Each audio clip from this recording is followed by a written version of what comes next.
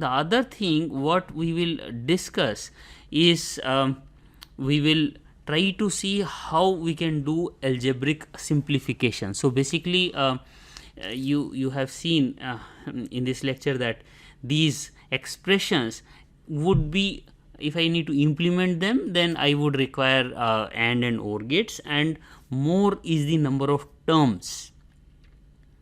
That means the larger, so let's say there is a sum of product terms, so more is the number of terms, that means larger would be the gate size of my OR gate, and larger is the number of literals, that means number of more number of terms also means more number of let's say AND gates here, and more literals means size of each gate is also more. So we have to minimize both, we have to minimize literals as well as we want to minimize number of terms.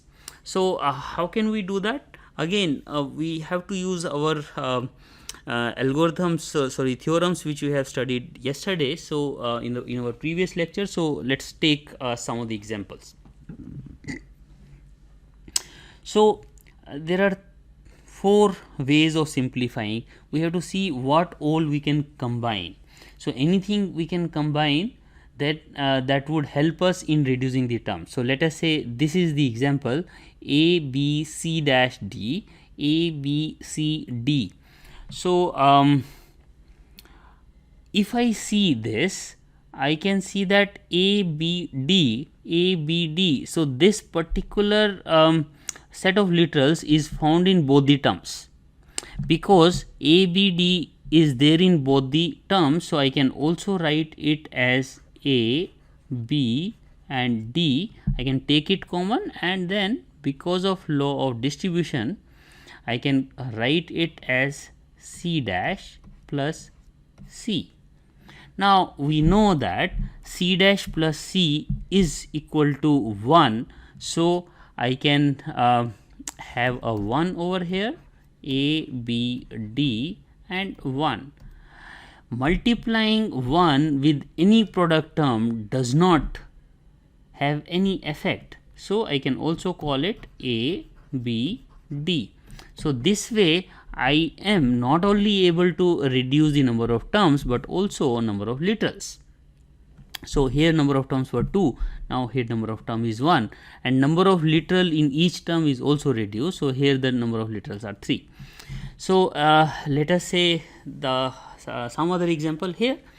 So here if I see this, then I can do, there are 2 possibilities here. One is that I can make, if I see what is common here, so AC is common with these 2 terms and BC is common with these 2 terms. So but I also know that x plus x is equal to x, so I can write it the other way, a b dash c plus a b c plus a b c. So here I have replicated this term because it does not make any impact in terms of writing our Boolean algebra. So a dash b c. So here we see that a and c both are common in this term, so I can write a and c, b dash plus b,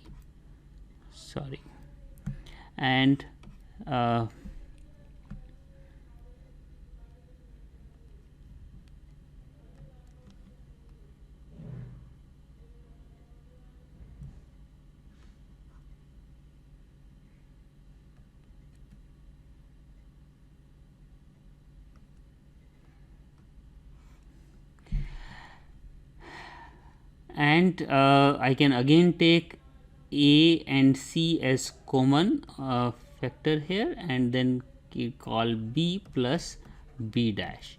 So again b plus b dash would be 1.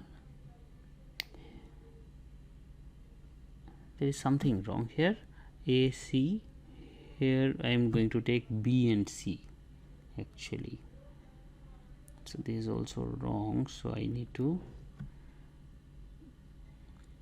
Where is this?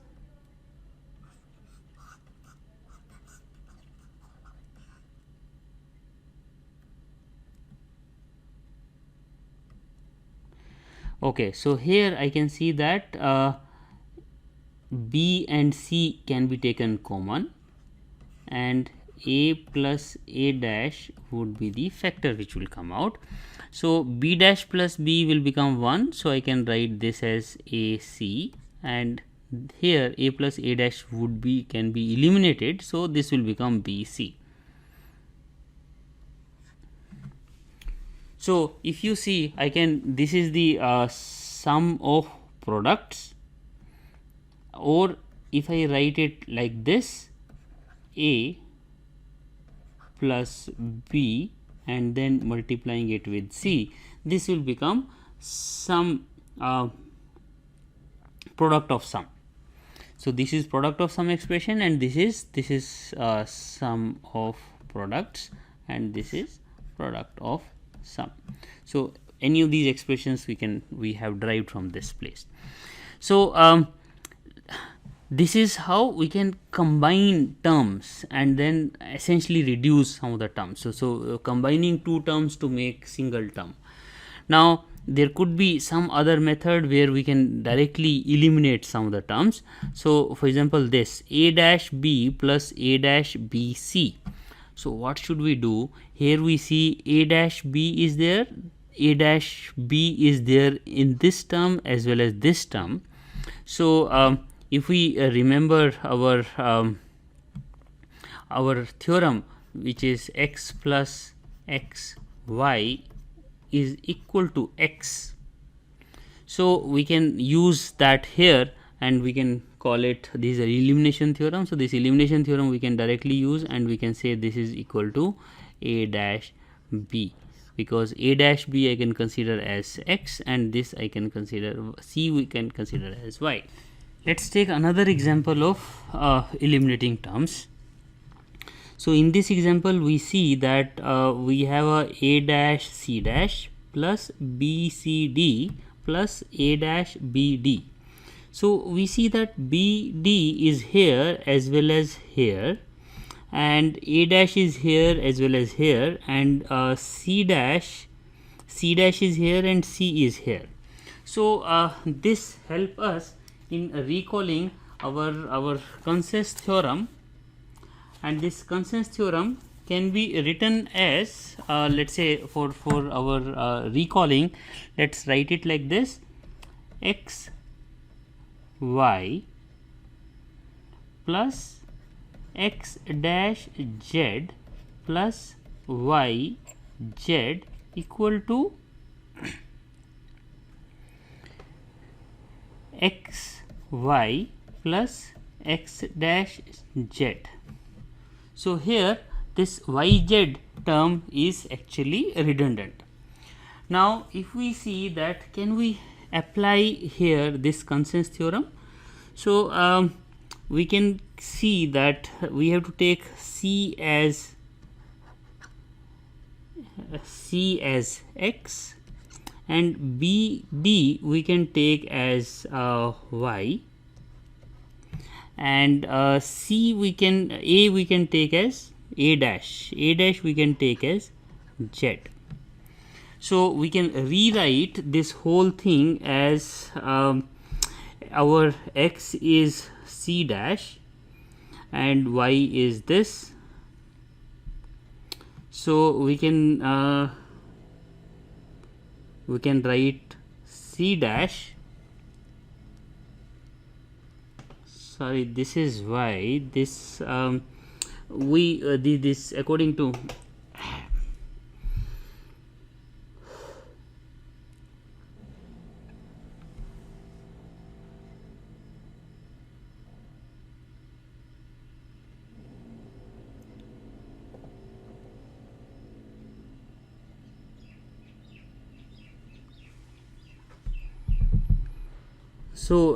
according to this we have this x and y. So y is our BD, so we can write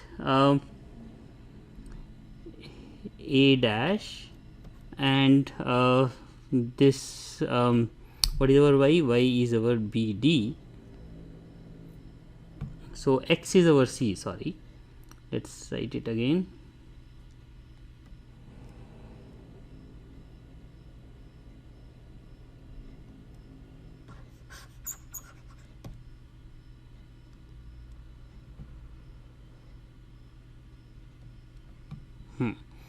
So our x is C, so we'll write x as C and y is our B and D, plus we can write x dash is C dash and z is our A dash, plus y and z. Y is our BD and z is our A dash. So that means this particular term is redundant, and we can write this whole term is redundant, and we can write it as A dash C dash plus B C D. So this is how, if we use consensus theorem, then we can also remove some of the terms which are not required. So other than eliminating terms, and we can also sometime eliminate literals. So let us take this example, A dash B dash C dash D plus A B C D dash. So what do we see and how do we start? So one thing we see here, that A dash I can take common, and I can at least see that there is a B and B dash, so maybe we can try out something. Let us try out. A dash we have taken common, B plus B dash C dash D dash, and this we have left as such, A B C D dash. Now if you remember B plus B dash, so this could be used elimination theorem, x plus x dash y equal to x plus y. So we can say here A dash, this can be written as B plus C dash D dash plus A B C D dash. Now I can again write it like this, so which is equal to A dash B plus A dash C dash D dash plus A B C D dash. Now if I see it here, B is something which is common between this, and we have a possibility of A dash here and A, so maybe we can try out an optimization here. I can take B common, A dash plus this is A C D dash.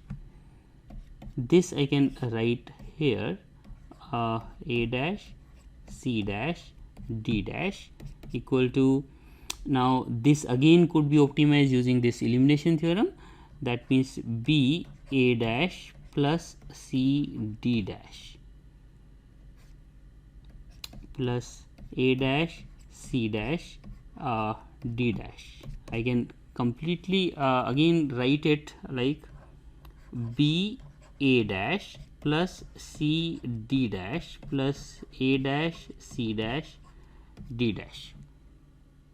So this could be one of the, so we don't see any other opportunity here. So for example D dash is here as well as here, but A dash C dash plus C, we cannot optimize much out of that.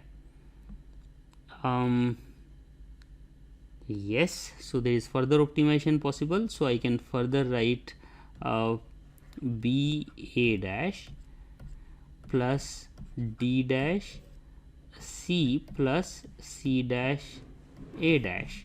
So I can say this as B A dash plus D dash C plus A dash, which is equal to B a dash plus c d dash plus a dash d dash. So now I don't see any further possibility, because if d dash is taken common, c and a dash are independent terms, and here if a dash is taken common, b plus d dash, they are again independent terms, so we cannot optimize it further. But you see the total number of terms are still 3, 1 2 3. Here also number of terms are 3, but because we are able to eliminate literals, so this expression is much more simplified form than this expression. So this is how we can use these algebraic simplifications. And you can see in the examples we have taken, in some of the examples we have done elimination. Sometimes we add some redundant terms to eliminate. So using all these 4 methods, by combination of terms, by elimination of terms, by elimination of literals, and sometimes we add redundant terms so that we can eliminate some other terms. So these 4 methods can be used in combination and in certain order, so that in any order, actually in any order, so that we can have a algebraic simplification. So yes, let's take one more example. So let's say we want to have this a dash b dash c dash and a b dash c, and we want to simplify this. So what do we see? I see b dash and c dash is a common term here, so I can call b dash c dash, and then a dash plus a b dash c, and now I can write b dash c dash plus a b dash c.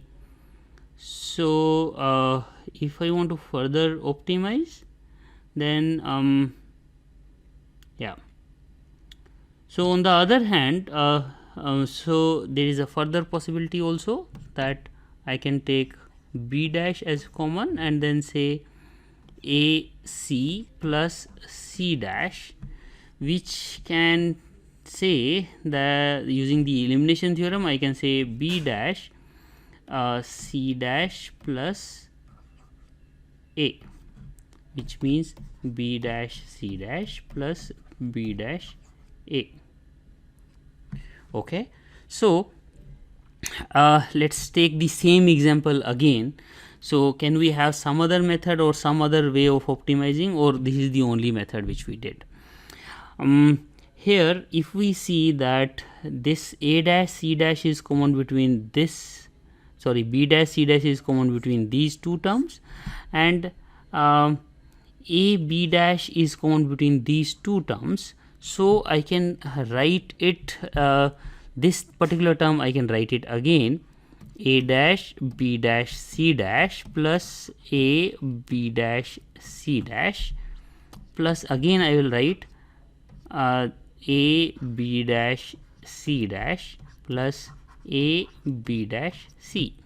So if I see this b dash and c dash, these two are common here, so I can say b dash c dash, a dash plus a is the factor. Now here I say a and c dash, sorry, a b dash can be taken common, and c dash plus c are the factors. So I can write further, I can eliminate this, I can eliminate this, b dash c dash plus a b dash. So using both the methods we are able to achieve this as a minimum expression.